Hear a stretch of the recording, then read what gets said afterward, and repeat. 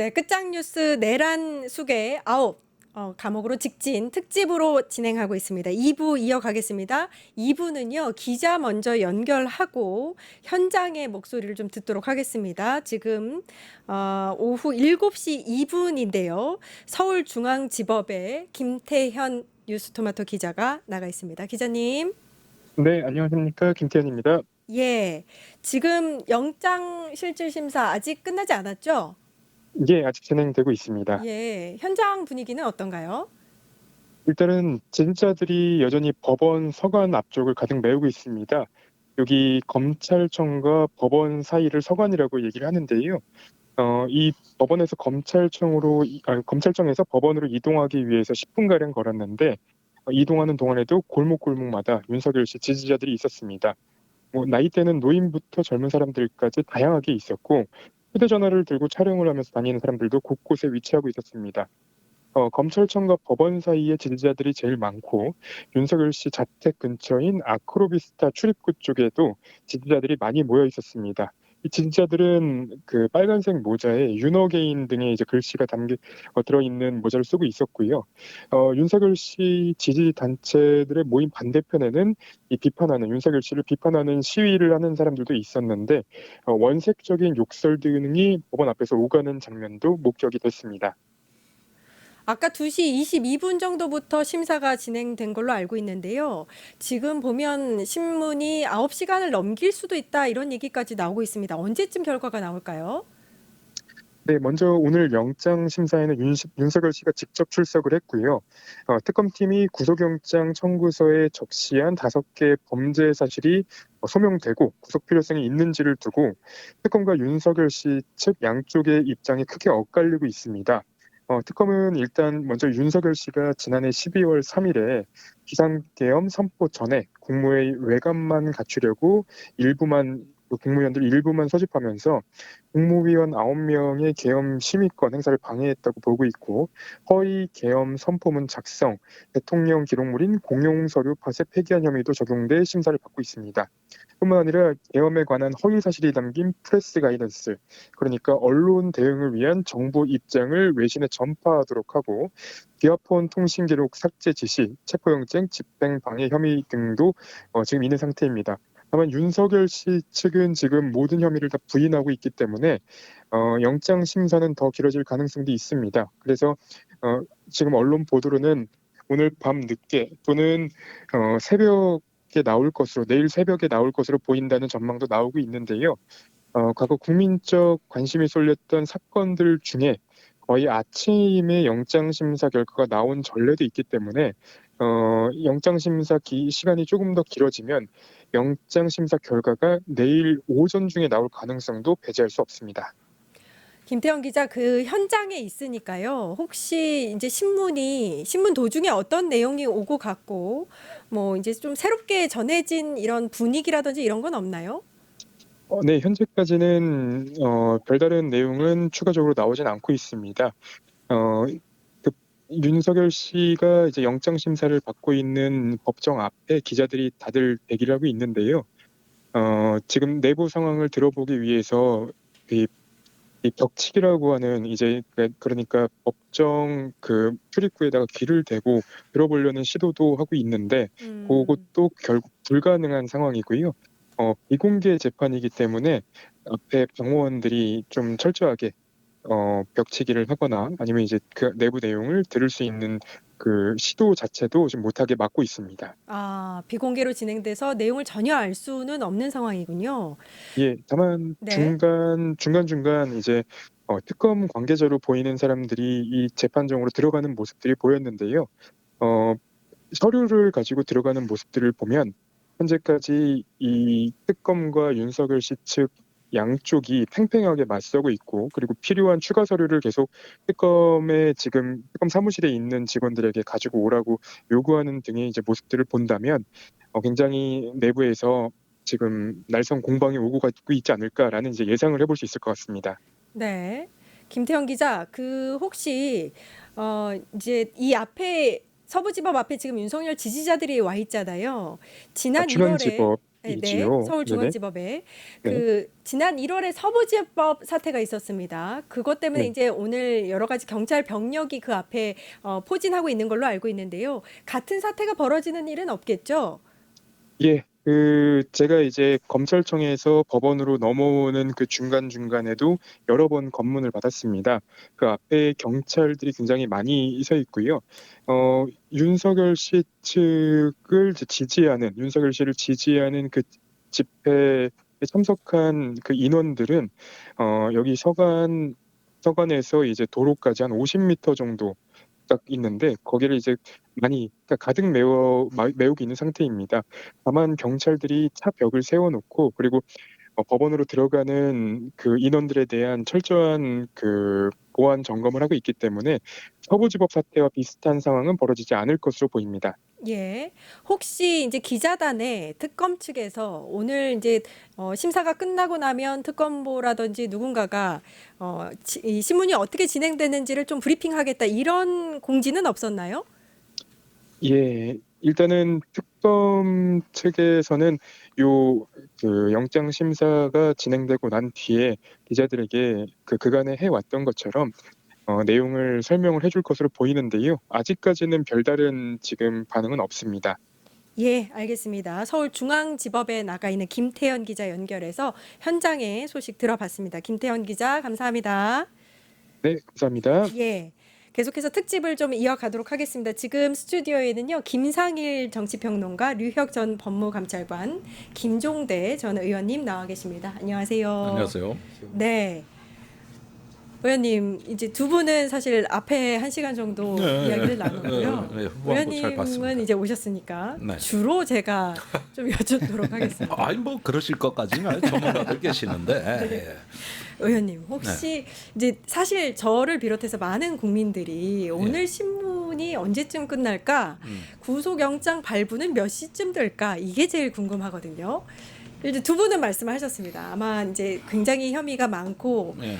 얘기가 길어질 것 같아서 이제 밤늦게 끝나고 내일 새벽이나 돼야 이제 구속영장에 대한 결과가 나오지 않겠느냐일 것 같은데 우리 의원님께서는 어떻게 생각하시는지. 네, 그 속보 알람을 켜놓으시고 저기 어디 좀 쉬시다가 네. 알람 소리 듣고 확인하셔야 될 것 같아요. 지켜보다가는 괜히 더 마음만 졸이시고 빨리 끝날 것 같지가 않으니까. 빨리 끝날 것 같지 않나요? 쟁점이 많습니다. 예. 그다음에 이제 윤석열 측 변호인이 이래 프레임을 갖다가 바꿔치기를 한다든지 절차적 문제를 삼는다든지 여러 가지 그 법 기술을 동원할 거기 때문에 이것도 시간이 많이 소요되는 요인이고요. 무엇보다도 그 윤석열 측은 이 특검은 위헌적 특검이며 불법 수사라는 기본 입장을 견제하고 있습니다. 예. 사실은 그 대통령으로서의 비상계엄은 정당한 권한 행사인데 이걸 범죄라고 단정해놓고 수사하는 것은 불법이다. 그러므로 이 위헌적인 특검도 성립할 수가 없다는 게 원래 기본 입장입니다. 우리나라 사법의 이 존재 자체, 이런 어떤 특검의 존재 자체를 원천적으로 부정하는 시각을 갖고 있는 사람이고, 그래서 지금까지 그나마 출석을 했던 건 체포영장에 대한 방어 차원이지 이 특검에 대한 정당성을 인정한 적이 없고, 또 지금까지 여기서 어떤 결론이 나오더라도 아예 승복하지 않을 것을 다 천명해 놓은 상태나 마찬가지입니다. 예. 그래서 이거는 단순한 법 이상의 의미를 갖고 있는 것이죠. 저는 오늘 특검이 이거는 대한민국의 사법 체계를 부정하는 자칭 법치주의자의 어떤 행태라는 것을 일단 재판부에 효과적으로 보여주고, 또 너무나 어렵게 체포했다가 너무나 쉽게 풀려난 피의자가 이제는 존재조차 부정하는 특검이 이걸 구속함으로써, 그래서 대한민국 민주주의 회복에 중요한 의미가 있다는, 이걸 한번 웅변을 해야 된다고 봐요. 그래서 재판장에서 이거는 사법 그 이상의 어떤 국민의 어떤 준엄한 명령을 받고 이 자리에 왔다는 거, 이런 점들을 전 특검이 한번 대차게 한번 웅변을 해줘야 된다고 생각을 하거든요. 네. 실제로 이거는 저는 대통령 파면에 이은 이번에 특검 구속은 또 하나의 어떤 민주주의 이정표라고 생각을 하기 때문에 정말입니다. 이건 뭐 100번을 강조해도 지나치지가 않은 예.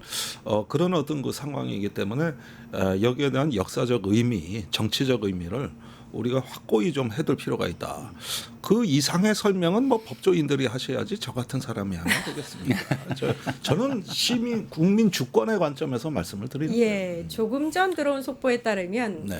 구속영장 심사가 조금 전에 휴정이 됐다고 합니다. 아무래도 이제 저녁 식사를 한 이후에 오후 8시에 다시 재개가 될 것 같은데요. 일단 아까 4시 20분에 한 네네. 10분 정도 휴정을 했고 네. 지금은 저녁 식사를 먹는다고 하는데 저희는 지금 식사도 못하고 이렇게 특보를 하고 있는데 8시까지 그러면 하고서 1시간 내지 1시간 반 정도 걸리겠죠. 예. 네. 그리고서 이제 다시 재개가 되는 예, 거예요. 그렇게 뭐 다시 재개하고 뭐 이렇게 남은 게 많지 않으면 식사 시간 안 주고 그냥 진행할 텐데 중간에 식사 시간까지 둔 걸 보면 남은 게 꽤 남아 있는 것 같습니다. 그리고 뭐 네. 말씀하신 것처럼 워낙 쟁점이 많고 아까 네. 김 의원님 말씀하시는데 처음에는 저기 완전히 윤석열 씨 변호인처럼 말씀하셔가지고 제가 깜짝 놀랐어요. 그럴 리가요. 아니 그게 아니고 그 말씀하시는 내용들이 네. 변호인들이 주장하는 거랑 똑같아가지고 저도 생각하고 있으니까 갑자기 막 화가 나다가 나중에는 이제 좀 풀어주셔가지고 떨어졌는데 트라우마입니다. 이게 지금 그런 주장을 듣고 있는 네. 특검 그 보들이나 이런 그 검사들은 얼마나 좀 답답하고 좀 한심스러울까 이런 생각이 들고요. 그 자리에 앉아 있으면 뭐 저녁이 잘 안 넘어올 것 같습니다. 예. 사실 본질과 진상에 대한 이야기는요. 저는 윤석열 피고인이 거의 저는 포기했을 거라고 보는 입장이에요. 저거 그냥 형식적으로 자꾸 이제 구색 맞추기로 하는 거고 윤석열의 전략은 어디에 있냐면 검찰을 해봤잖아요. 그러니까 검찰의 입증 책임 중에 거기에서 꼬투리를 잡을 부분을 계속 꼬투리를 잡아서 법관의 판단력을 호도하고 흐리려는 그런 쪽으로 전략을 많이 쓰지 않을까.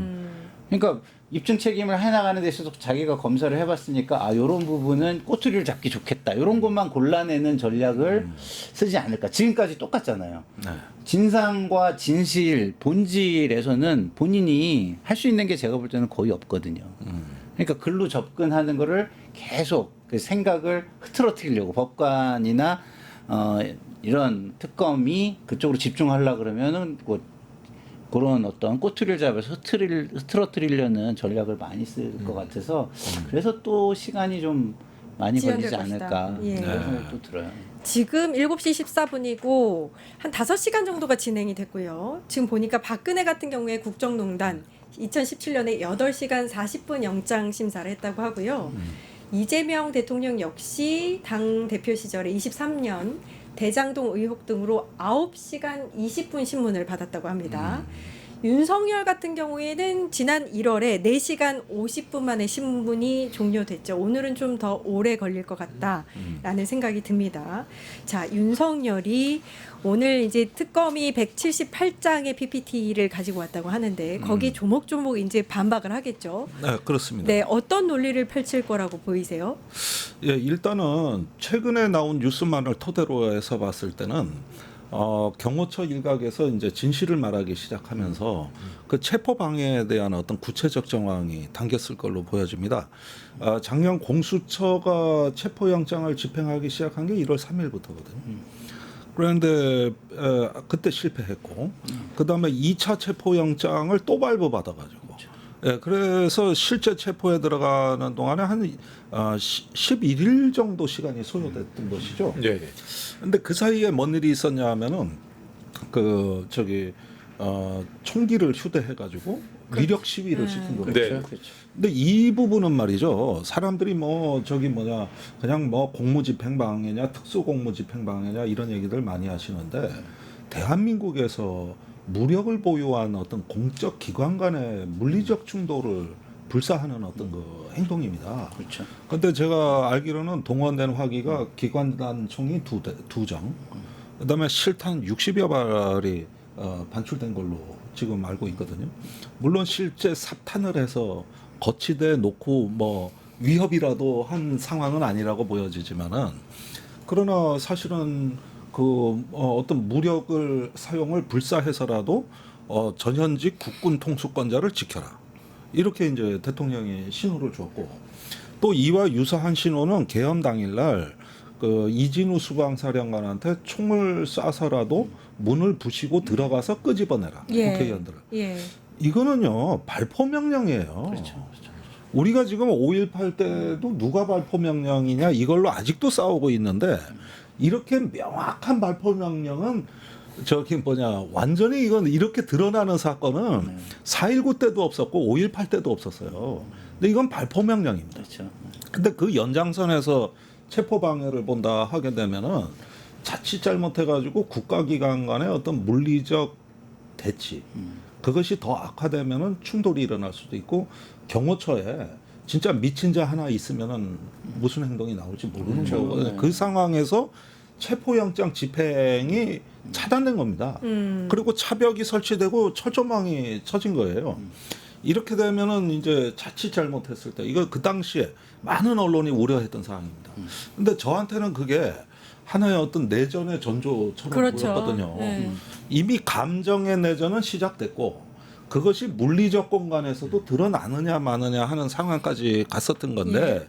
지금 이제 김성근 경호처 차장의 신경 변화로 인해 가지고 당시에 대통령으로부터 이런 어떤 그 경찰 특공대나 그 무력이 들어오기 전에 위력 시위를 하라는 이 총기를 보여주라는 총은 경호관이 더 잘 쏜다는 이런 어떤 그 저기 지시가 있었고 또 체포가 된 다음에도 김건희 여사가 경호처 초소에 찾아와서 총은 뒀다 뭐에 쓰냐. 그랬죠. 예, 이러면서 저기 이재명도 쏴 죽이고 나도 죽겠다. 막 그거를 해야 되거든요. 그러다 보면 어느 순간에 이게 발포 명령인가 누군가 해석했더라면 이거 어떻게 되는 겁니까? 맞아요. 그렇죠. 맞아요. 예, 그래서 이 부분은 단순히 뭐 공무집행 방해다 뭐다 그러는데 저는 내란죄 2라고 봐요. 이건 내란이 내전으로 바뀌는 그 가능성을 보여준 거거든요. 이런 경우에는 음모만 꾸며도 유죄입니다. 사실 실행 안 해도. 그게 이번에 저는 어떤 핵심 구속영장의 기재 맞습니다. 내용이 되지 예. 않을까 예, 그렇게 보는 것이죠. 그 체포 영장 청구 과정을 방해한 혐의가 주요 혐의가 될 것이다. 그 부분에 대해서 좀 짚어주신 것 같고 조금 전에 이제 JTBC 보도에 따르면 178쪽에 달하는 PPT 외에도 300쪽 분량의 의견서를 더 냈다고 합니다. 그래요? 거기에 그 북한의 도발을 유도했다는 외환죄 그 혐의를 좀 강조한 걸로 파악이 됐다고 하는데요. 사실 이 외환죄도 계엄의 정당성 확보를 위해서 북한에 무인기를 보내서 침투시키는 작전을 펼친 거잖아요. 네네. 그 부분도 굉장히 심각한 혐의 중에 하나입니다. 예, 지금 뭐 아까 말씀하시는 거 들어보니까 저도 진짜 그때 일이 막 떠오르면서 좀 마음속이 좀 예. 심장이 콩탕탕 뛰는 것 같은데요.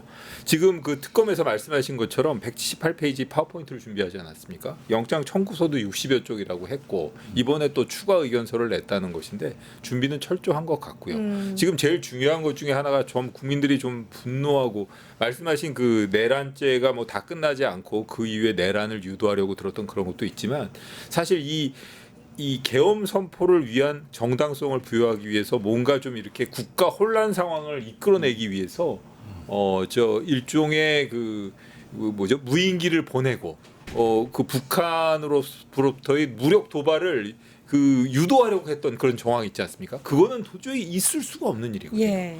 국가의 그 최고 원수라는 사람이 어떻게 보면은 국민 전체를 위험에 빠뜨리려는 행위를 무모하게 저지르려고 했다는 건데 도저히 상상조차 할 수 없는 일입니다.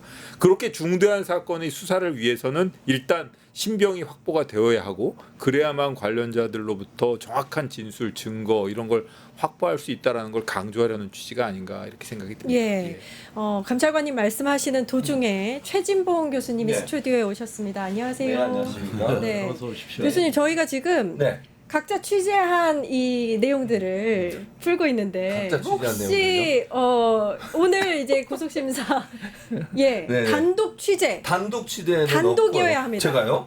갑자기 단독 취재를 얘기하셔서 단독 취재는 없고요. 존재 자체가 단단하지. 그렇죠. 그렇게 보입니다. 근데 저는 이제 다른 걸 다 떠나서 이제 여러분도 다 그렇게 말씀하셨겠지만 윤석열의 이제 이번에 그 구속영장이 이제 발부될 가능성이 높잖아요. 거의 네. 뭐 90% 가깝다고 보는데 가장 기본적으로 저는 가장 중요하게 다룰 부분은 결국은 증거인멸과 관련된 부분이라는 생각이 들어요. 다른 것보다도. 그리고 특수공무집행 방해로 이제 체포영장 그 집행을 방해한 것도 문제지만 김성훈이나 이런 사람들을 통해서 비화폰 서버 기록을 삭제하라는 등 이건 정말 큰 문제잖아요. 예. 그리고 이게 구속영장 발부의 중요한 사유 중에 하나가 증거 인멸에 관한 거니까 이 부분이 중요하게 강조되지 않을까 하는 생각이 들고 또 김성훈이 어떤 진술을 했을지 진술이 바뀌었다고 얘기하고 있잖아요 지금. 그리고 그 다른 사람들 같이 했던 누구예요? 그 부속실장 강희구 부속실장도 입장이 바뀌었다고 얘기하고 이런 부분들이 얼마나 많이 들어있는지도 저는 궁금한데 그런 부분들도 중요하게 작용하지 않을까 하는 생각이 듭니다. 교수님 어디서 방송 다시 하다가 오셨나요 혹시? 하다 왔죠. 줄줄줄 분장이 말씀하시죠. 대장이지. 그래서 제가 혼자 취재한 건 없지만 여러 가지 취재한 건 많습니다. 아유, 네. 아무튼 너무 반갑습니다. 네, 와주셔서 반갑습니다. 감사합니다.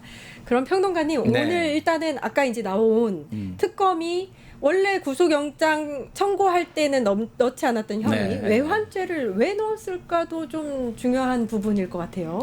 일단은 이제 보강 설명이 이제 되는 것이죠. 그 혐의 자체를 따지진 않겠지만 그런 어떤 보강 정황을 보강함으로써 지금 이 그 체포 그 뭐죠?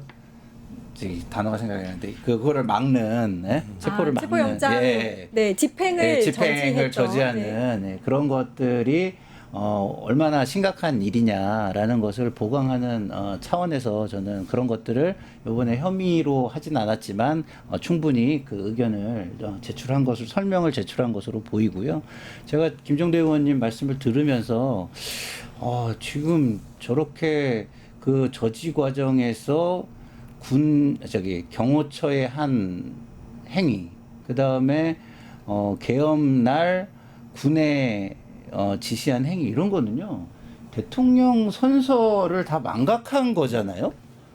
저 말씀을 들으면서 굉장히 또 어처구니도 없고 이렇게 본인이 대통령으로서 선서한 것을 전부 다 반하는 행위를 했으면 이건 거의 반역자 아닙니까? 반역자. 반역자 맞습니다. 네. 반역자 그거 하면 들으면서 저는 이거는 거의 반역자인데. 저기 아니 그러니까 이 본인의 안위를 위해서 다 이런 걸 국민과 불쌍하고 국가를 할수 저버린 있었던 거잖아요. 건데 대통령으로서 선서를 네. 저버리고. 방금 이제 처음 들은 얘기는 외환죄 부분도 마찬가지입니다.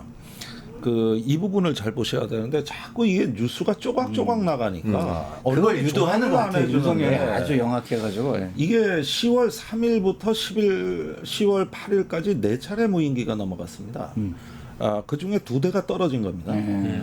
그리고 떨어져서 북한이 성명을 내니까 대통령과 국방장관이 네. 손뼉치며 좋아했다. 좋아했다는 여기까지는 증언이 나왔는데 다른 증언이 있단 말이에요. 오. 그러니까 뭐냐면 단독인가요? 단독인가요? 자, 이걸 곽종근 전 특전사령관이 네. 국회 진술이 가장 먼저 나왔는데 그 정확히 워딩이 이렇습니다. 10월 초에서 중순 사이에 김용현으로부터 비화폰 전화가 왔는데 내가 합참 지휘통제실에 가서 오물풍선의 원점 타격을 직접 지휘할 거다. 그러니까 지금부터 작전 대기해라. 근데 공교롭게도 특전사령관이 날짜를 특정하지 못해서 10월 초부터 네. 중순까지인데 네. 무인기가 10월 초부터 중순까지 날아갔어요. 그러면은 이 시나리오는 뭐냐면은 이게 다 이런 게 각각 뉴스가 나왔지만 합쳐보면 김용현은 이제 우리가 전단을 무인기 드론으로 살포를 한 거기 때문에 저쪽의 전단 살포 수단은 오물풍선일 수 있다. 예. 그게 대응 수단일 수 있는데 그것을 처음에는 경고 사격 해가지고 예강탄과 공포탄, 자폭탄으로 그걸 K-30이라고 비호 복합 무기 체계라는 대공 무기가 있어요. 이걸 사격 준비를 이미 시켜놨더라고. 와. 드론 국지전을 유도한 이미 거네요. 시켜놨더라고. 예. 그런데 그걸 지상작전 사령부가 있어요. 그런 다음에 이제 경고에 이어가지고 원점 타격인데 이때 합참에서 논란이 벌어진 게 어디까지가 원점입니까? 날려보내는 데입니까? 생산시설입니까? 지휘시설입니까? 이 논란이 벌써 벌어지고 곽종근한테는 내가 지통실로 간다 그랬어요. 그래서 이게 시기적으로 일치합니다. 그러면은 저기 대충 이제 보여지는 시나리오는 드론에 대해서 북한이 오물풍선 등 다른 수단에 의한 대응을 했을 때는 즉각 대응한답니다. 실제 무기 체계가 준비가 돼 있었다는 거고 그 다음에 저기 8월까지 서해에서 그 세 종의 무기 체계, 뭐 천무, K9, 스파이크라는 그 대부분 미사일하고 대포인데 이걸 동원해가지고 해안포 사격을 1월, 2월, 6월, 9월 했어요. 그래서 그쪽으로 날라오면 거기서도 대응하겠다는 거죠. 요렇게 해가지고 판을 짜놨던 거라고. 그래가지고 저기 노상원 수첩에 NLL에서 북한 도발 유도라고 하는 부분도 다 같이 연관이 저는 있다고 보는데 이 전체적인 계획은 원래 그 전임자인 신원식 안보실장 시절에 합참에서 2023년 11월에 짠 계획이에요. 그때 대통령실 지시라 그랬어. 이 북한 그 응징 4군단 응징 계획을 합동 타격 계획을 세워놨고 1년 내내 연습하다가 이제 장관이 바뀌면서 시기가 온 겁니다. 그래서 드론을 계속 날려보내. 반발해도 또 날려보내. 이러는데 이제 뭐 하나만 날려보내라 이거지. 뭐 하나만. 뭐 그냥 도발이 오기만 해라. 오기만 해라. 예. 그래가지고 그 증언을 보니까 지상작전사령부에서 비호복합 이거 저 30mm 기관포거든요. 이거를 저기 하늘로 쏠 수 있도록 75도 각도를 맞춰놨다 그랬거든요. 근데 이런 작전은 이게 처음이라 그랬거든. 그래가지고 저 있는데 그 다음에 그 저기 뭐냐 11월까지 북한이 오물풍선이 거의 날라오질 않아요. 그래가지고 저 계엄이 선포되던 그날도 사실은 오물풍선 대비해서 소집해 놓은 건데 오물풍선이 안 날라와서 그냥 계엄으로 간 거예요. 그때 그 북한이 김건희가 날 받아온 게 아니고요. 우크라이나 파병 때문에 정신없었던 상황이라고 하더라고요. 그래서 대응을 못한 거다. 그런데 지금 특검에서 그 진행된 과정을 보면은 드론 작전사의 그 영관급 3명이 제보했습니다. 부승찬 의원실로. 그런데 그 녹취록이 대략 한 A4지 10장 정도 돼요. 이게 1차적으로 특검한테 제일 처음에 넘어갔고 그리고 지난주에 그 사람들이 조사를 받은 겁니다. 그러니까 지금 거기서 중요 진술이 나왔다고 봐야 돼요.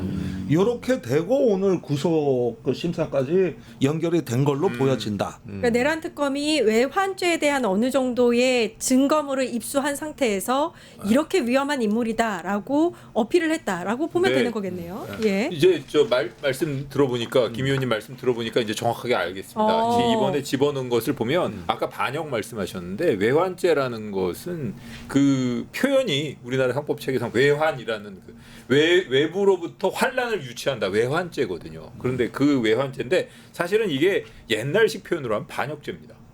그러니까 외국국과 통모해가지고 대한민국을 공격하고 대한민국에 분란을 일으키려고 드는 것이기 때문에 이건 반역죄거든요. 이런 반역죄라는 지금 진짜 끔찍한 일 아닙니까? 지금 말씀하신 것 같은 그런 일이 벌어졌고 만약의 경우에 그 북한이 우리를 실제로 공격을 했고 그게 뭐 걷잡을 수 없이 그냥 무력 충돌로 벌어지면 사실은 지난번 계엄 선포 이상의 그 피해를 입을 수도 있었던 사안이고 아마 저 지금 그 정확한 구체적인 내용을 밝히진 못하고 있지만은 이런 그런 그 외환죄와 관련된 주요 그 드론 사령부 드론 작전 사령부의 그 뭐 군인들 진술이라든가 이런 걸 확보한 특검이 이런 부분을 조사하기 위해서라도 지금 이 부분이 확정되지 않았기 때문에 범죄 사실에 집어넣지 못했지만 이런 부분을 조사하기 위해서라도 추가 여자의 조사를 위해서는 구속이 불가피하다라고 구속의 필요성을 강변하면서 의견서를 제출한 거라고 그렇게 보면 될 것 같습니다. 정확히 이해가 됐습니다. 예. 근데 제가 근데 이게 다 불법인데 통모가 없으면 무슨 죄? 그렇죠. 통모가 없으면 그래도 이런 경우에 지금 보면은 기본적으로 이거는 뭐 지금 파면이 되긴 했지만 그 국민의 생명과 뭐 이런 그 헌법 질서 이런 국가의 정체성을 지켜야 될 대통령의 임무를 위반한 건 틀림없는 것이고요. 그 조은석 특검 이분의 특징 중에 하나가 뭔가 하면 어떻게든 알아내죠. 저는 그 점은 믿음직스러워요. 아주 제가 근데 하나를 덧붙이자면 나중에 그게 꼭 유죄로 100% 연결된다는 보장은 없더라도 무슨 수를 써서라도 분명히 그럴듯한 죄명을 찾아내실 겁니다. 저는 그렇게 봅니다.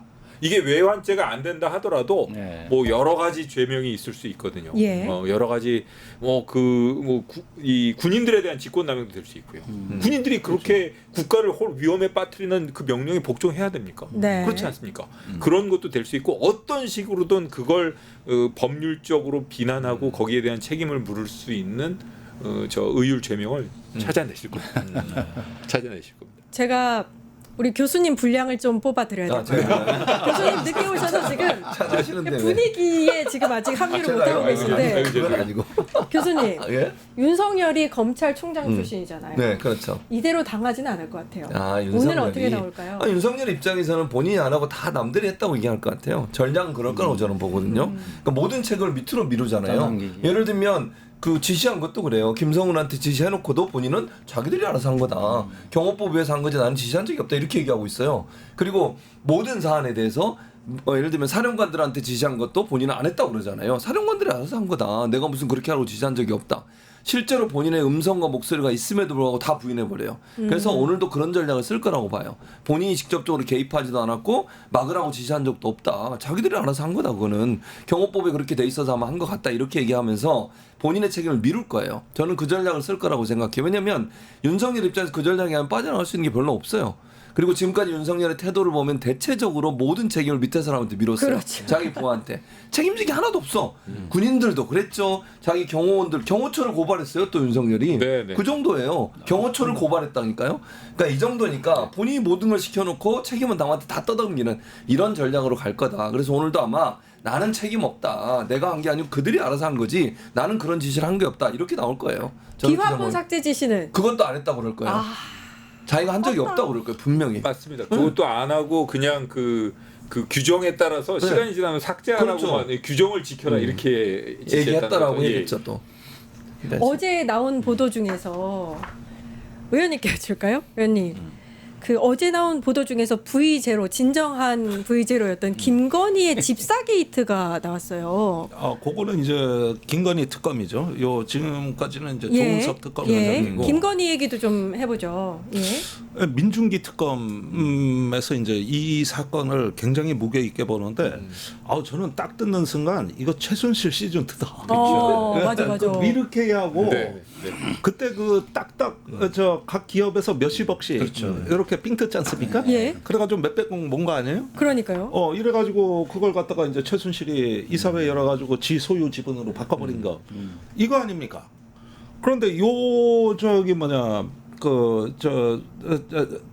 렌터카 모빌리티 회사에 자기 서울대 최고위 과정에서 같이 수학을 하던 김모 씨가 이제 등장을 하는데 이 사람이 세운 업체에 밀어준 거거든요. 예. 근데 이 사람은 최은순 씨 장고 조작할 때 공범입니다. 그래서 집행유예 2년을 받아요. 그러면은 보세요. 장모는 일단 1년 살았고 네네. 이 공범은 2년을 집행유예로 받았지만 대부분 여기서 권력 관계가 형성이 된다는 거예요. 그러니까 김건희 자기 엄마 도와주려다가 전과가 생긴 거 아닙니까? 이러면은 그쪽은 무조건 일단 김건희한테 발언권을 확보한 것이고 상당한 지분을 확보한 거죠. 이종호 보십시오. 김건희 돈 벌어주다가 지는 감옥 가고 그러니까 이게 지분이 생기고 권력이 생긴 거 아닙니까? 명태균 보십시오. 다 선거 때 도와주고 여론조사 3억 원어치 여론조사 해가지고 다 상납했어요.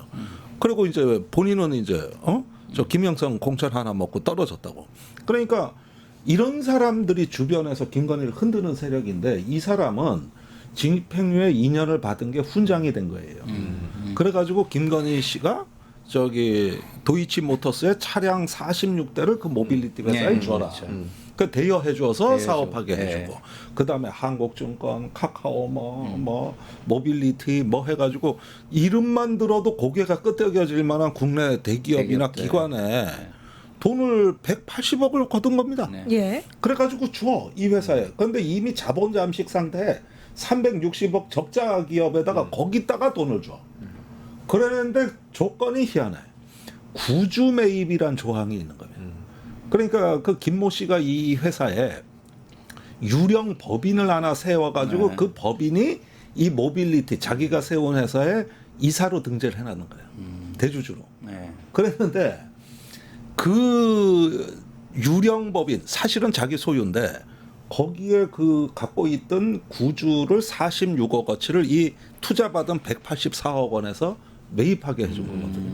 이게 계약 조건에 들어있는 거예요. 그러면 투자 조건으로 184억을 받아서 그 중에 46억 원을 빼먹고 자기는 네. 엑시트 해버린 겁니다. 날라버린 거예요. 그리고 해외 나가서 안 들어와 지금. 그러니까 지금 해외로 도피했다는 거잖아요. 4월에 나가가지고. 4월이 딱 윤석열이 파면되는 그때입니다. 시점인데 그때. 그걸 혼자 판단해서 해외로 도피했을까요? 김건희 측에서 도와주지는 않았을까라는 생각이 저는 들었거든요. 뭐 그거는 그때만 해도 그 도움 안 받아도 해외로 나가는 거는 충분히 나갈 수 있었으니까 뭐 그렇게는 아니지만 어쨌든 중요한 거는 그때 사무실 이전이나 이런 것들도 다 하고 연락이 두절됐다는 거잖아요. 사실상 도피성이라는 것은 좀 명확해 보이는 것 같고요. 그렇기 때문에 이제 여권을 취소해서라도 잡아드리겠다 지금 특검이 의지를 밝히고 있고 법원에서는 아직 이제 영장에 대해서 인정을 안 해줬지만 그래도 이게 특검의 수사 범위라고 지금 의지와 확신을 가지고 지금 예. 수사를 진행 중이다. 잘 되기를 바란다 이런 말씀을 저는 드립니다. 그러니까 특검이 여권 무효화 조치를 한다고 이제 보도가 됐는데 그러면 이제 해외 도피하고 있는 이 김모 씨에 대해서 강제 구인이 가능한 상황인 건가요? 일단 말씀하신 것처럼 여권 무효화 조치를 취하면은 본인이 그 다른 외국에 체류하다가도 이 여권이 없으니까 뭐 합법적인 체류 자격이 없어지는 경우가 생길 수 있거든요. 그러면은 귀국하지 않을 수 없는 상황이 되는 거죠. 지금 말씀하시는 것처럼 이 지적하신 부분들도 그렇고 당연히 이런 거 수사를 해야 되겠지만은 전 민중기 특검을 이렇게 보고 있으면 이거 옛날에 중앙지검에 있을 때 그리고 이 예전에 얼마든지 할 수 있었던 사건인데 그렇죠. 왜 여태까지 이걸 못했을까? 그렇죠. 이런 게 잘 안타깝습니다. 사실 지금 조은석 특검을 봐도 그렇고 민중기 특검을 봐도 이게 바라는 모습이거든요. 검찰이나 이런 그 수사기관이 바라는 모습인데 이걸 왜 이렇게까지 질질 끌었을까 이런 생각이 들고 김상민 검사 혹은 또 그다음에 지금 윤상현이나 내가 상현이한테 뭐 얘기하라고 했어. 뭐 김영선 당연히 그쪽을 압수수색을 했어야 되거든요. 그렇죠. 근데 압수수색이 안 되다가 이번에 된 거거든요. 그런 것만 봐도 그렇고 김상민 부장 얘기도 나온 것을 보면 제가 감찰관을 하면서 사실 김상민 부장이 그 감찰 받았지 않습니까? 예. 그리고 징계 받았거든요. 대검에서 상당히 중한 의견으로 왔어요. 상당히 중한 의견으로 왔고 감찰위원회에서도 정확하게 제가 말씀드릴 수는 없지만 상당히 중한 의견으로 징계위원회를 보냈어요. 근데 저희가 생각한 것보다 훨씬 낮춰졌습니다. 그 징계위원회에서 징계위원회는 감찰관실에서 관여할 수가 없거든요. 근데 그런 것도 이게 뭐가 그리고 나서 국정원 보냈단 말입니다. 그런 걸 보면 그러니까 그때 이제 감찰관실에 있는 검사들끼리 얘기한 것도 보면은 세긴 센 모양이다. 뭐가 있긴 있는 모양이다. 이런 얘기를 했지만 저는 그냥 스쳐 지나갔는데 이제 와서 생각해 보면은 그렇게 상당히 중한 의견으로 왔던 감찰 징계 의견이 그리고 저희 감찰관실도 상당히 중한 의견으로 보냈는데 많이 낮춰지고 그조차도 제대로 집행이 안 되고 사표 내고 국정원으로 보낸 걸 보면 역시 그때 조국 사건 수사 때 고생한 동생을 많이 챙겼구나 이런 생각도 듭니다.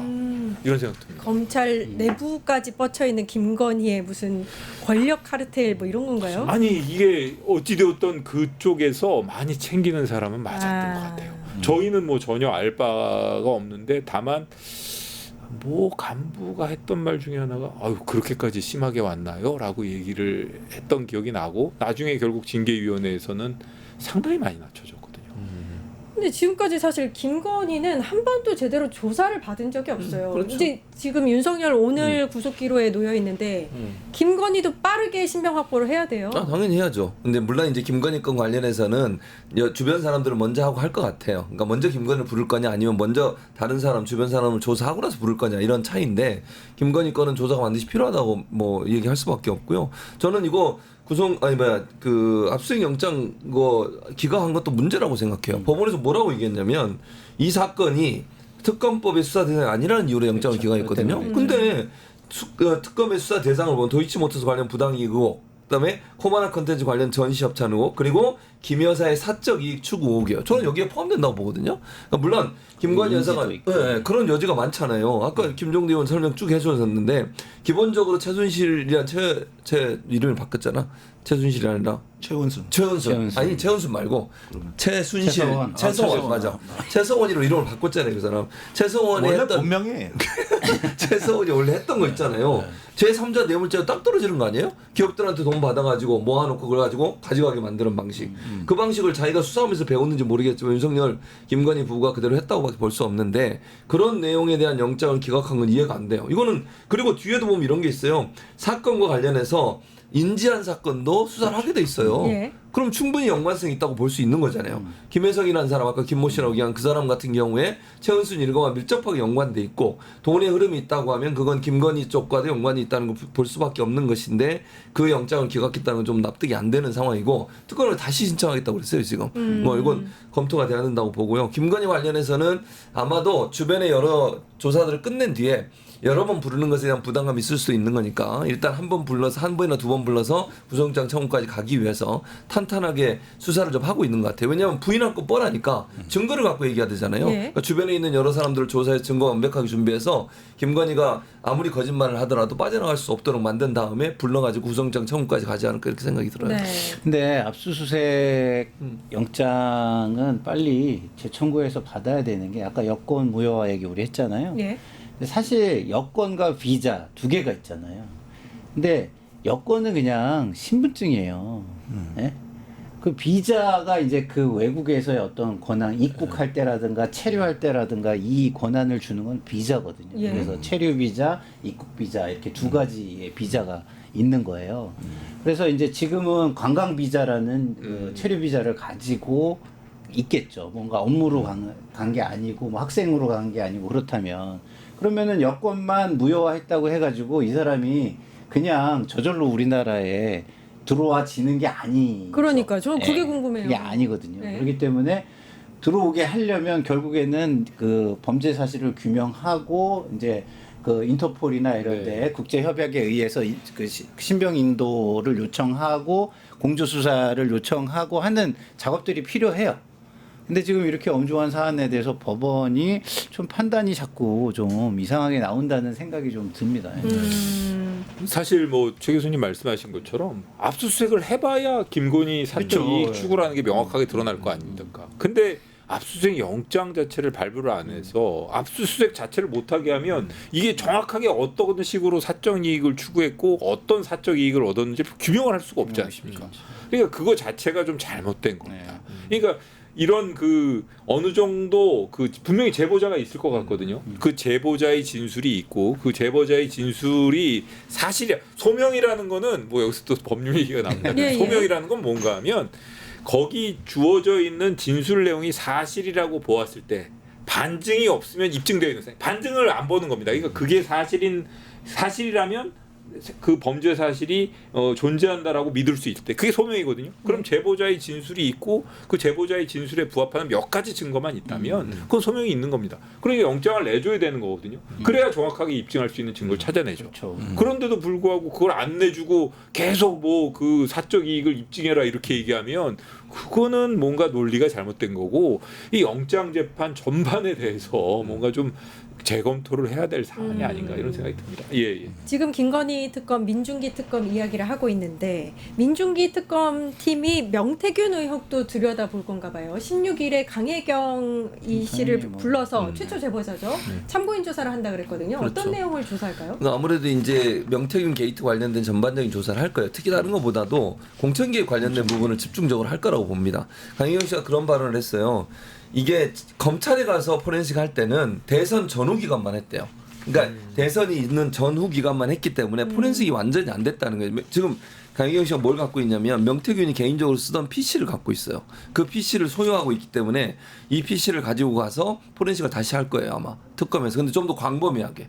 그러니까 예전에 있었던 뭐 이게 지금 지난번 재보궐선거부터 연관이 돼 있는 거예요. 김영선이 공천 받는 과정부터 공천 개입이 된 걸로 보여지니까 그 윤상현한테 전화해가지고 상현이한테 내가 얘기했는데 뭐 말이 많네 이런 얘기 했잖아요. 예. 그 과정도 전반적으로 봐야 되고 뿐만 아니라 김건희에게 뭐 김건희 윤석열에게 지속적으로 그 여론조사 결과 제출한 부분 갖다 준 부분 이것도 이제 뇌물로 엮일 수 있는 부분이니까 이런 부분에 대한 전반적인 얘기를 할 텐데 아무래도 명태균 게이트의 가장 핵심은 공천 개입이에요. 공천 개입 과정에서 어떤 역할을 했는지 하고 또 하나는 창원 산단처럼 명태균에게 뭔가 이익을 줬는지. 그러니까 네. 예를 들어서 그 여론조사를 무상으로 받고 거기에 대한 대가로 경제적인 이익을 줬든 아니면 정치적인 이익을 줬든 이런 부분들이 밝혀져야 되거든요. 그럼 이거는 전체적으로 윤석열의 어떤 정치 개입뿐만 아니라 정당에 대한 당무 개입 그리고 공천 개입뿐만 아니라 하나 더 넘어간다고 하면 이건 이제 사적으로 이익을 얻은 거잖아요. 뇌물을 받은 거니까. 예. 그런 부분들에 대한 조사가 집중으로 이루어지지 않을까 하는 생각이 들어요. 네, 명태균 게이트는 사실 국힘하고도 연관이 있거든요. 이게 이제 특검이 명태균에 대해서 집중적으로 조사를 하게 되면 국힘 관계자들 내지는 주요 의원들도 소환해서 조사를 할 수도 있을 것 같아요, 의원님. 네, 이게 그 국민의힘에는 사실 내상이 가장 깊은 게 저는 이 건이라고 봅니다. 물론 내란 특검도 사실은 지금 추경호 전 원내대표에 대한 수사가 착수된 걸로 보여지고 또 한덕수 뭐 전 권한대행도 출사하는 걸 봐서 상당히 충격이 크겠지만 그러나 지금 오늘 윤상현 의원 압수수색 당하고 있고요. 이게 지금 공관위원장으로서 업무방해 혐의거든요. 예. 그러니까 내가 상현이한테 전화할게 한 번 더 전화할게. 요 윤석열 대통령 워딩이 있고 공관위원장 윤상현한테 간 거거든요. 근데 이게 명태균으로부터 3억 5천만 원 정도의 여론조사를 상납받고 한 거기 때문에 정치자금법에도 걸린다. 아, 이렇게 돼가지고 지금 제가 보기에는 이건 윤상현 의원은 좀 피해가기가 어려운 게 왜 김영선 의원을 보궐선거에 공천했느냐. 그렇죠. 그리고 이거는 업무 방해 혐의로 갈 것 같아요. 네. 그 외에도 보면은 지금 박안수 경남도지사, 김진태 강원도지사, 오세훈. 오세훈 서울시장, 그다음에 여기에는 명태균 씨가 다 관련돼 있습니다. 네. 그다음에 명태균 씨 관련성은 없어 보이지만 김건희 여사가 김상민 전 검사 지금 국정원 법률 특보로 보냈지 않습니까? 여기에 또 공천 개입하면서 한동훈 대표하고 이 건으로 굉장히 마찰을 빚은 것으로 돼 있습니다.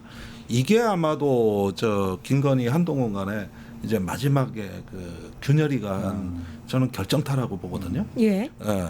그러니까 이런 어떤 그 상황들까지 봤을 때는 당시에 국민의힘 지도부 내지는 어떤 공관위 여기에 이제 정진석 공관위원장까지도 피의자로 전환이 됩니다. 네.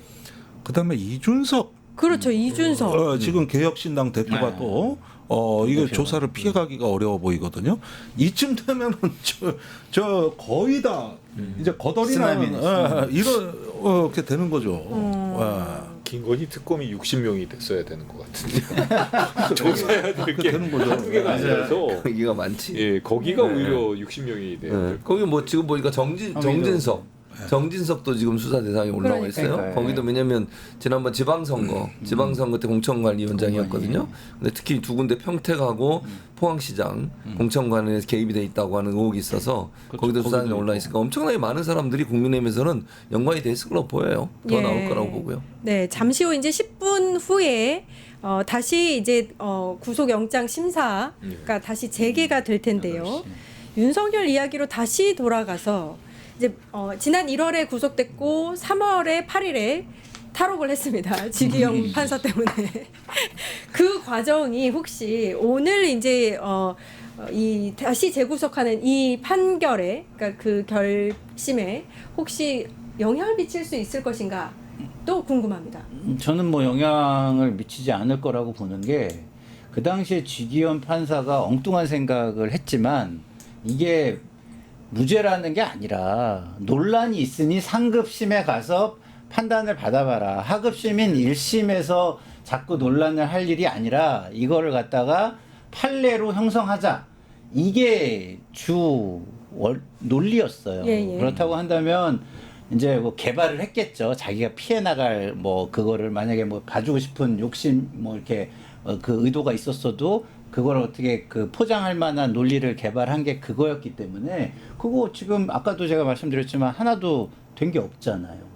예, 그리고 굉장히 어떤 역사에 큰 주름과 피해를 주는 결과물만 남겼잖아요. 주기현 판사의 행위가 본인이 그런 변명은 가지고 있지만 그렇다고 한다면 그것을 다 본 법관들이 이것을 그거와 연동해 가지고 그때의 판단을 존중해서 뭘 한다? 이거는 저는 뭐 있을 수 없다라고 네. 생각해요. 지금 댓글에는 이제 발부가 언제 될 것이냐, 이 결론이 언제 날 것이냐, 그게 제일 궁금하세요, 사실은. 아까 뭐 박근혜라든지 뭐 윤석열이 저번에 1월에 구속될 때는 4시간 50분 정도 심사를 받았다고 하는데 오늘은 언제 끝날 것이냐. 지금 8시에 시작한 걸 봐서는 뭐 조금 자존감. 기다리셔야 그리고 뭐 될 발부 것 여부는 같은데. 아마 좀 더 많이 기다려야 될 것 같은데 뭐 조금 전에 그 지기현 판사랑 뭐 이렇게 말씀하셨으니까 저도 한 말씀. 예. 사실은 지기현 판사랑 그 지금 심우정 총장의 심정은 어떨까? 저는 이런 생각도 해봤거든요. 그 두 사람의 심정은 어떨까? 지금 두 사람 아마 지기현 부장은 영장이 발부가 돼서 이 본인이 좀 이렇게 관심에서 좀 멀어지고 본인이 저지른 실수가 좀 그렇죠. 회복이 됐으면 하는 생각이 아닐까 이런 생각도 해보고 심우정 총장은 대단히 복잡한 감정이 아닐까 이런 생각도 수사 해봅니다. 대상이니까. 근데 이 둘도 수사 대상 아닌가요? 지기현은 아닌가요? 지금 거기는 아니고. 예, 심우정 심우정은 수사 대상이에요. 심우정 거기는 그런데 심우정 검사 건은 지금 시한폭탄이 하나 있습니다. 뭔가요? 얼마 전에 비화폰 통화가 나왔잖아요. 예. 그렇죠. 김주현 민정수석하고 네네. 했죠. 근데 이 부분을 조금 정밀하게 보면은 우리가 계엄 당시에 놓친 게 하나 있어요. 그 방첩사에서 선관위하고 여론조사 꽃에 체포조와 그다음에 과수부 수사관들 이게 체포조라기보다는 서버 확보 팀이에요. 그런데 보냈는데 선관위로 출발하던 팀이 이제 선바위 옆 편의점에서 라면 먹으면서 개겨버린 거야. 그랬는데 이 당시에서 검찰이 이건 나는 의도적으로 놓친 것 같아요. 그 당시에 그 출동했던 팀장급들은 우리가 가서 서버 데이터를 확보하면 검찰과 국정원이 온다는 얘기를 듣고 나갔다. 이게 검찰 진술입니다. 그럼 이게 검찰 진술인데 그런데 검찰에서 아주 악의적 조사를 한 거예요. 그때부터 다시 여인영 사령관하고 그 팀장들을 다시 조사하면서 국정원은 놔두고 그건 들은 그대로 국정원이 온다 그랬다 놔두고 진짜 검찰이란 말을 들었냐 이게 계속 질문하면서 진술이 바뀌어. 어떻게 바뀌냐 민간 수사기관이라고 들어요. 그래서 민간 수사기관 맞죠? 검찰 아니죠? 이 답변을 드러내는 거예요. 이게 작년에 12월 상황입니다. 그러고 나서 무슨 기사가 나갔냐? 여인영이 사령관이 울면서 무릎 꿇고 개헌 반대했다. 자기는 반대하고 끝까지 말렸다. 이렇게 여인영한테 좋은 기사가 검찰 단독 기사로 언론에 쫙 뿌려져요. 그때 그 기사가 뿌려질 때가 내부에서 이 진술이 나올 때예요. 그리고 검찰이란 표현을 민간 수사 기관으로 바뀌거든요. 근데 생각해 보세요. 검찰과 국정원이 온다 얼마나 명쾌하고 단순합니까? 근데 민간 수사기관이라 그러면 이게 어딜 말하는 건지. 군 수사기관이 아니라는 이게 그리고 이 수사를 위해서만 몇 번 진술을 받아요. 그런데 이때 노상원이 잘못 알고 있었던 거예요. 노상원이 계속 방첩사로 전화를 해요. 그래가지고 그 정성우 1처장한테 포렌식은 니들이 되는 거지. 그러니까 아니요, 저희는 하드웨어 보안을 점검하는 데지 포렌식을 하는 기관이 아닙니다. 그러니까 니들이 한다 그랬는데, 니들이 되는 걸로 알고 나가 그랬는데, 그러니까 아니요, 저희는 그거 못하고 데이터만 확보하러 보냈다. 그런데 그거는 검찰하고 국정원이 할 겁니다. 이 얘기가 나간 거예요. 그러니까 노상원하고 손발이 안 맞았는데 여기서 검찰 국정원이 나온 거란 말입니다. 이 부분이 수사가 안 되고 검찰 얘기는 나온 적이 없다로 진술서가 바뀝니다. 이게 심우정도 그러면은 몸통 중에 하나네요. 그럴 때 검찰의 검사가 주요 종사자 공범 검사가 이상한 일을 한 게 처장한테 검찰에서 전화가 와요. 근데 그게 안부 전화였다는 거야. 안부 전화고 무슨 일인지 서로 의논했다. 뭐 아는 거 있냐. 이랬는데 그때 검찰이 온다고 알고 팀원들은 나가 있었던 거라고. 그러면 이 부분이 공백이 비어 있어요. 나는 특검이 방첩사를 제대로 수사하면은 검찰이 보인다. 방첩사가 왜 검찰이 오는 걸로 알고 출동했을까? 그러면 검찰하고 국정원에는 포렌식 팀이 있습니다. 그렇죠. 그래서 제가 이걸 방첩사 그 사이버 뭐 안보실이 있길래 다시 한번 들여다봤는데 여긴 진짜 포렌식 능력이 없어요. 여기는 저기 해커 그 왜 저기 방어하는 거 하고 장비 보안하고 이런 데더라고. 포렌식 맞습니다. 수사를 해본 적이 없다니까 방화병 뭐 이런 예, 거. 과수부의 대검 과수부의 디지털 포렌식 팀이 있죠. 예, 그러면은 맞습니다. 이게 논리적으로 연결되는 게 우리는 이제 방첩사 간 요원들 우리는 짐꾼이었다는 거지. 서버 데이터를 확보해라. 만약에 카피가 안 되면 뜯어서라도 가져와라. 그렇죠. 이거였습니다. 그런데 그걸 누구한테 인계하느냐? 검찰이나 국정원에서 국정원. 갈 테니 거기다가 인계해라. 이게 여인영 지시였다는 거예요. 그리고 1처장 지시예요. 그런데 이 진술서가 민간 수사기관으로 바뀐다고 그러면 검찰에서는 그 민간 수사기관이 어딘지 포렌식 팀이 어딘지 그러니까 본진이 있는 거 아니에요. 그렇죠. 지금 정보사 가고 방첩사 가는 건 다 선발되고. 시설 확보지 얘들은 본진이 아니란 말이에요. 그러면 원래 이 계엄이 그거 하려고 한 거 아니란 말이에요. 이 부분이 그냥 거기서 저기 수사가 중단이 된 거예요. 그러면은 지금 이제 부정선거 의혹을 몇 달 전부터 이거 다 자료 정리를 하고 있었고 이거 중국 해커가 뭐 어쨌고 뭐 서버에서 명부 조작을 했고 시나리오가 이래서 다. 출동을 하는 거라면은 그거에 맞는 그 본질이 있을 거 아닙니까? 이 부분이 잘린 거죠. 김 의원님 말씀하시는 거 들어보니까 머릿속으로 막 지금 일을 하고 있어가지고 재수사도 하고 그 재진술도 받아야 될 것 같고요. 지금 뭐 그 이겁니다, 말씀하신 이거. 그 사람들 재진술 받아야 되고 압수수색할 사람들이 몇 명 더 있는데요. 네. 지금 보니까 딱 떠오르는 사람들이 몇 명 있지 않습니까? 특검팀이 압수수색을 해야 되겠네요. 그러니까 60명이 필요했던 것 같은데. 그러니까 네. 검찰은 지금까지 잘 안 드러난 거지 사실은. 검찰이 내란 과정 이런 그리고 과정에서 연관돼 있는 게 그날 그 저기 뭐 그때 대책회의 하실 때 사표 내고 뛰쳐나오셨잖아요. 제가 그래서 아무것도 모르잖아요. 제가 그래서 그 시간에 검찰에서도 대책회의 하고 있었어요. 그렇겠죠. 그랬을 겁니다. 당연히 했어요. 했겠죠. 그거 언론에 나간 겁니다. 그리고 저기 뭐냐 계엄 선포되자마자 대책회의 제일 빨리 했습니다. 법원은 한참 있다 했어요. 왜 그렇게 빠르냐는 거예요. 그러니까 이 부분이 요 부분만이 우리가 아는 어떤 수사도 된 적이 없는. 그리고 이와 관련해서 국수본이 수사만 하면 이제 누가 검찰이냐 국수본이냐 증인을 누가 데리고 가느냐로 신경전이 벌어지는 대목이 이거라고요. 이게. 전화기 바꿀 사람 많이. 네.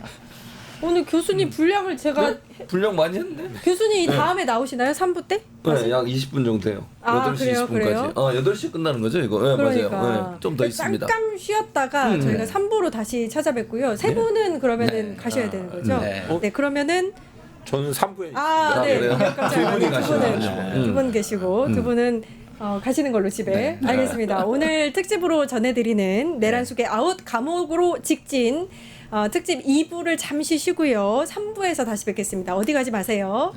유튜브 구독하고 실시간 채팅과 댓글을 남기시면 매일매일 7,000 TTCO를 드립니다. 참여 방법은 통통물 어플을 다운로드하고 회원가입과 로그인을 해주세요. 마이페이지에서 나의 회원 고유 번호를 복사해주세요. 유튜브 구독 후 실시간 채팅이나 댓글창에 고유 번호를 한 번만 입력하면 준비 끝! 지금 유튜브 채팅과 댓글 쓰기 참여하고 7,000 TTCO 받아가세요.